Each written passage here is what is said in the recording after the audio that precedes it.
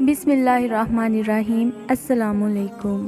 Muzammil voice official میں خوش آمدید۔ میرا کزن عید پر آیا تو میری سب بہنوں کو 5,000 عیدی دی، مگر جب میں اس کے سامنے آئی تو اس نے ایک چھوٹا سا لفافہ میرے ہاتھ پہ رکھ دیا۔ میں اپنے کمرے میں آئی تو رونے لگی۔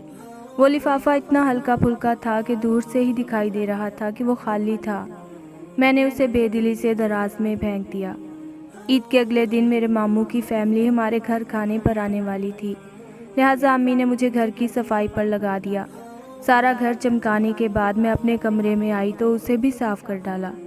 صفائی کے دوران وہی لفافہ میرے ہاتھ لگا تو میں نے یوں ہی بے خیالی میں کھول لیا، مگر یہ دیکھ کر میری آنکھیں پھٹی کی پھٹی رہ گئی، کیونکہ اس میں تو میرے کزن نے اپنے دل کا۔ میرا نام صدف ہے اور میں کالج میں پڑھتی ہوں۔ ہم 4 بہن بھائی تھے، 2 بہنیں اور 2 بھائی، جبکہ میں ان سب سے بڑی تھی۔ میرے ابو ایک بینک میں جاب کرتے تھے، جبکہ میرے چچا ہم سے بھی زیادہ دولت مند تھے کیونکہ وہ خود بھی اپنا بزنس کرتے تھے، جبکہ ان کا بڑا بیٹا امریکہ میں جاب کرتا تھا، اس لیے ان کی حیثیت ہم سے زیادہ تھی، مگر اس کے باوجود میرے چچا اور چچی ہم سے بہت محبت کرتے تھے۔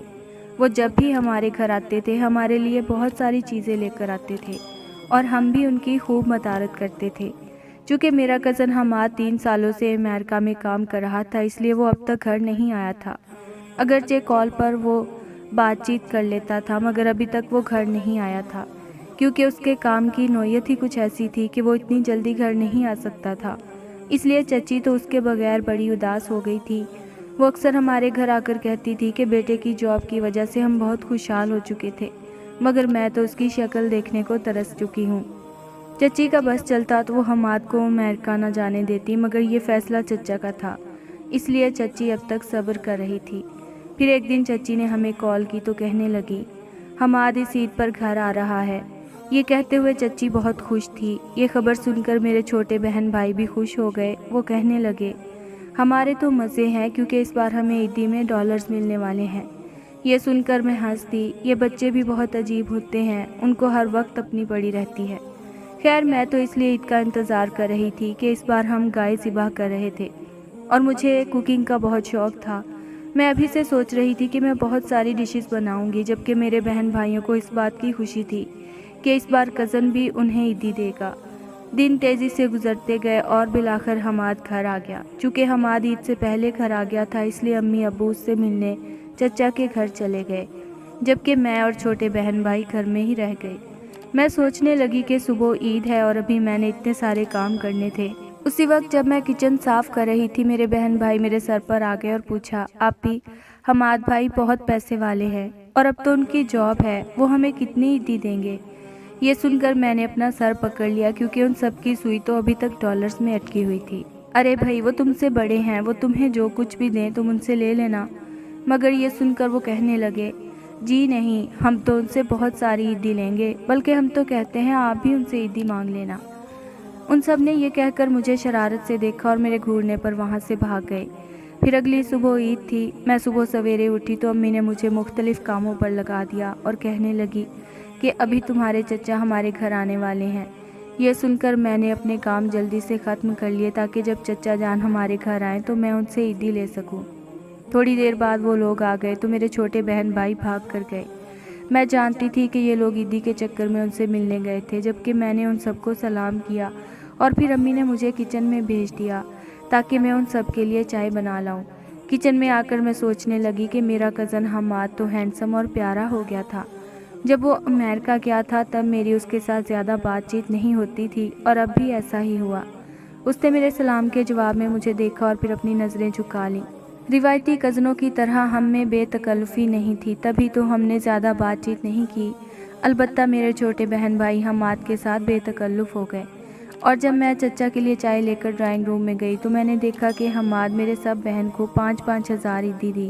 یہ دیکھ کر میں خاموشی سے کچن میں آ گئی، اور جب میں چچا کے لیے چائے لے کر ڈرائنگ روم میں گئی تو میں نے دیکھا کہ حماد نے میرے سب بہن بھائیوں کو 5,000 روپے عیدی دی۔ یہ دیکھ کر میں خاموشی سے کچن میں آ گئی۔ تبھی وہ سب میرے پیچھے آ گئے اور میرا ہاتھ پکڑ کر کہنے لگے، تم بھی حماد بھائی سے عیدی مانگو۔ یہ سن کر میں نے تو صاف انکار کر دیا کہ مجھے تو اس سے عیدی مانگتے ہوئے شرم آتی ہے۔ مگر وہ سب میرے پیچھے پڑ گئے اور کہنے لگے جلدی سے عیدی مانگ لو کیونکہ ابھی حماد بھائی ڈرائنگ روم میں بالکل اکیلے ہیں۔ یہ کہہ کر وہ سب مجھے زبردستی حماد کے سامنے لے گئے۔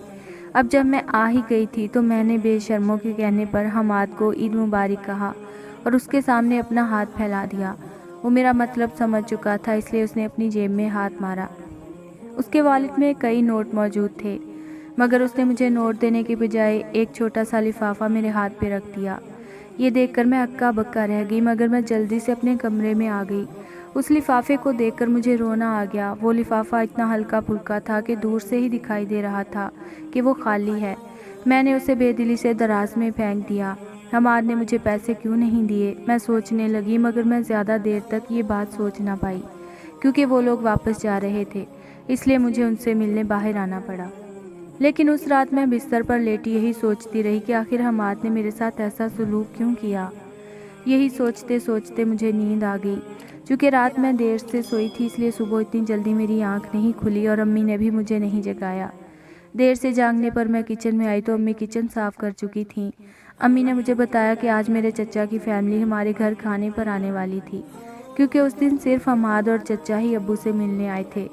لہٰذا امی نے مجھے گھر کی صفائی پر لگا دیا اور خود کھانا بنانے لگی۔ سارا گھر چمکانے کے بعد میں اپنے کمرے میں آئی تو اسے بھی صاف کر ڈالا۔ صفائی کے دوران وہی لفافہ میرے ہاتھ لگا تو مجھے اپنا کزن حماد یاد آ گیا۔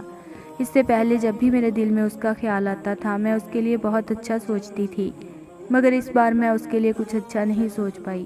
میں ابھی فری تھی اس لیے میں نے یوں ہی بے خیالی میں وہ لفافہ کھول لیا، مگر یہ دیکھ کر میری آنکھیں پھٹی کی پھٹی رہ گئی کیونکہ اس میں تو میرے کزن نے اپنے دل کا سارا حال لکھ دیا تھا، جسے پڑھ کر میں سکتے میں آ گئی۔ اس نے لکھا تھا، پیاری صدف، تو مجھے شروع سے ہی اچھی لگتی تھی۔ میں نے اس بات کو سب سے چھپا لیا اور سوچا کہ یہ بات تم سے کسی مناسب وقت پر کہوں گا۔ اب جب کہ میں اتنی اچھی جاب کر رہا ہوں تو میں نے پاکستان آتے وقت سوچا کہ تم سے یہ بات کہہ دیتا ہوں کیونکہ یہی وقت مجھے بہت مناسب لگ رہا ہے۔ میں تمہارا کزن ہوں اور اس رشتے کے ناطے میں تمہارے فیصلے کا احترام کروں گا۔ تم جو بھی فیصلہ کرو گی مجھے منظور ہوگا۔ اپنے کزن کے جذبات سن کر میں ششدر رہ گئی کیونکہ مجھے لگتا تھا کہ حماد بہت سنجیدہ مزاج لڑکا ہے۔ وہ محبت کے چکروں میں پڑنے کے بجائے سیدھا سیدھا شادی کرے گا، مگر اس لو لیٹر نے تو مجھے ہکا بکا کر دیا تھا۔ میں اس کے بارے میں کیا سوچ رہی تھی اور وہ کیا نکلا۔ میں بیڈ پر لیٹ گئی اور حماد کا لیٹر اپنے سینے پر رکھ کر مسکرانے لگی۔ یکدم حماد کا خوبصورت سراپا میری نگاہوں کے سامنے آ گیا، مگر اسی وقت میرے بہن بھائی کمرے میں گھس آئے اور مجھے بتایا کہ چچا کی فیملی آ چکی تھی۔ میں جلدی سے باتھ روم میں گھس گئی اور خوب تیار ہو کر باہر آئی۔ میں نے محسوس کیا کہ آج حماد کی نظریں مجھ پر جمی تھیں۔ شاید وہ میرا جواب جاننا چاہتا تھا، مگر میں چاہتی تھی کہ وہ مزید انتظار کرے۔ کچھ دیر بعد امی نے مجھے کھانا لگانے کے لیے بھیج دیا اور میں کچن میں آ گئی۔ تم نے میرے لیٹر کا جواب نہیں دیا۔ میں کھانے کے برتن لگا رہی تھی جب میں نے حماد کی آواز سنی۔ میں گھبرا گئی اور باہر نکلنا چاہا، مگر اس نے میری کلائی پکڑ لی۔ پہلے میری عیدی دیں، میں نے خفا ہو کر کہا۔ حماد مسکرا دیا اور جیب سے چیک بک نکال کر میرے ہاتھ میں رکھ دی۔ آج سے ہم دونوں تمہارے ہیں۔